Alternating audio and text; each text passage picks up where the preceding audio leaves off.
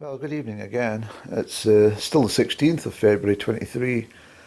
I was just sitting there thinking about things, and I suppose you do reminisce when you're on your own and think about little thoughts and stuff. I was thinking 1989 when I was working in London, and of course we weren't that too far away from the city of London, really, just a few streets, to be honest, and the London Square Miles, it's sometimes known as.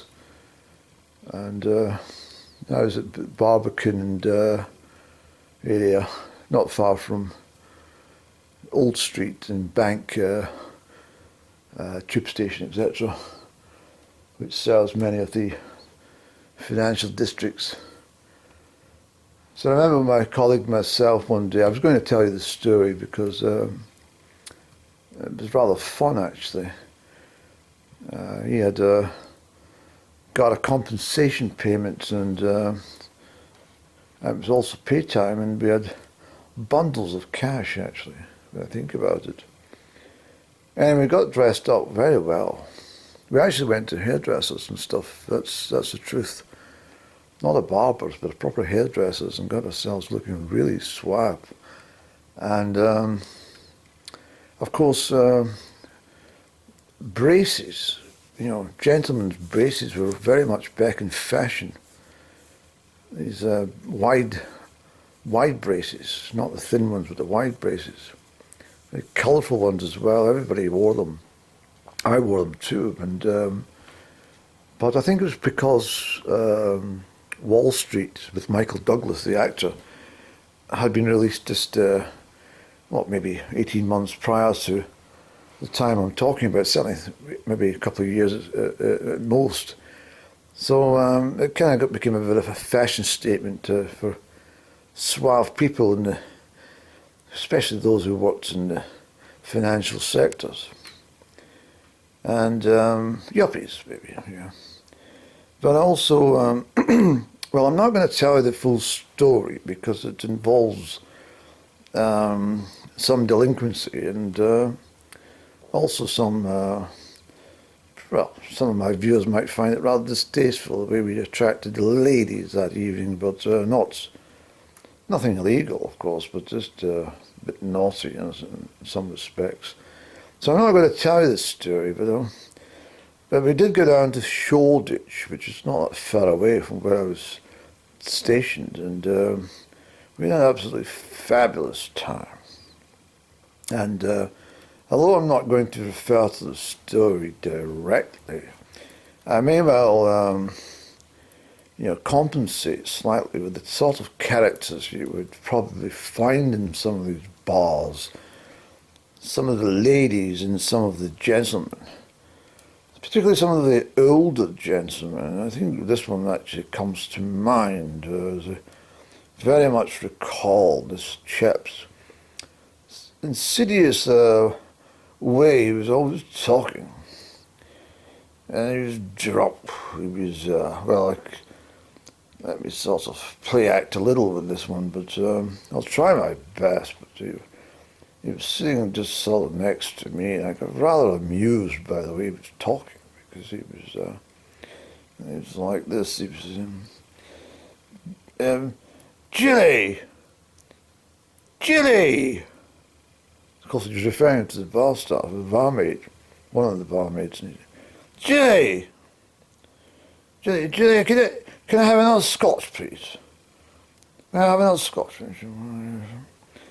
And he would be sitting there, and he was like some little glass of whiskey, and he would be rattling some ice around it and gulping, and it wouldn't be not even 2 minutes would pass, and he was like, Jilly,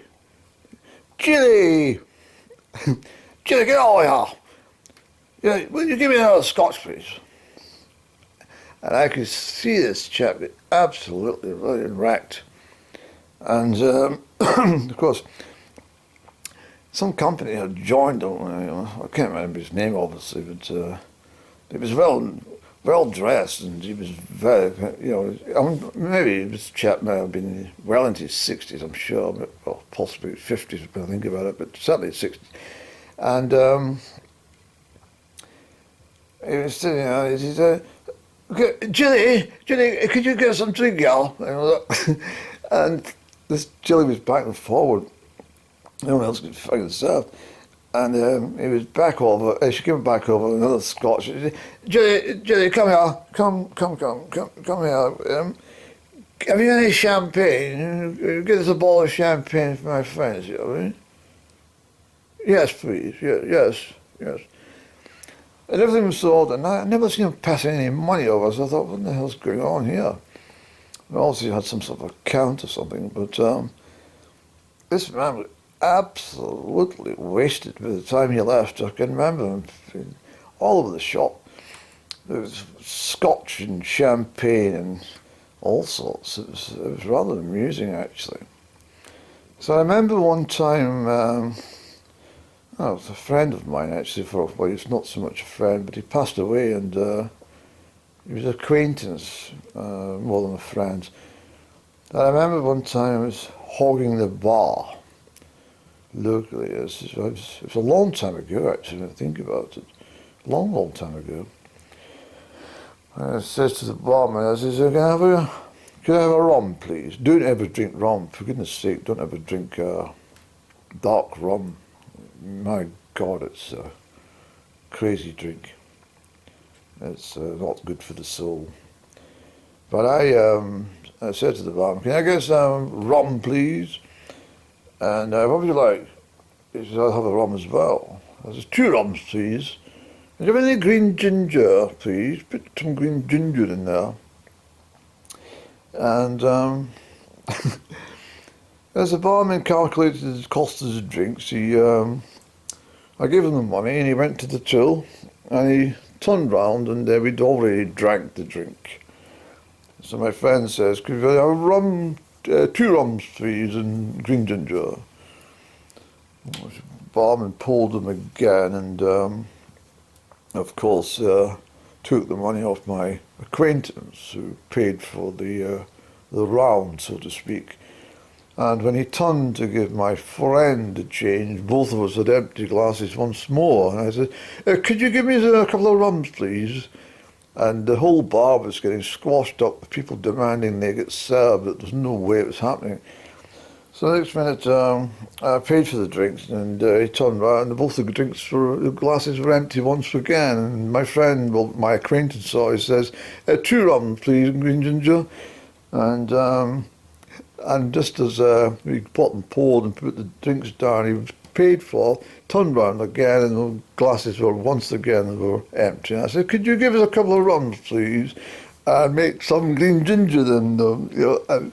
But this time the people were shouting and screaming at the barman, get over here, get us a drink, for goodness sake, And we kept this up until I think we had about 12 rums each before the eyes started to close. It was a great thing that night. I loved that. I remember that so well, actually. Why am I sitting telling the YouTube about this instead of telling my friends about it? Well, I'll tell you why, because I never see any friends now because I'm not socialising. I've told you this before. And I was also sitting over there because I've been looking through some of, well, I'm going to load that actually. I'm going to not say too much.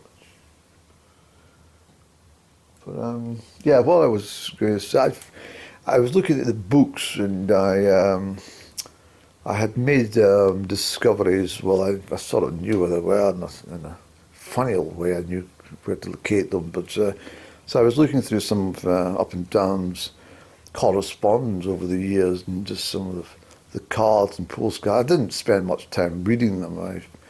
I've probably read them before anyway, many times, but I was just looking through the whole bundle of the correspondence, and then what I thought was I cannot help thinking, and this is my train of thought, is that she really, really won't get any better when I think about it, as long as she's associated with those fake friends. I keep trying to drum it into her brain that she doesn't seem to listen.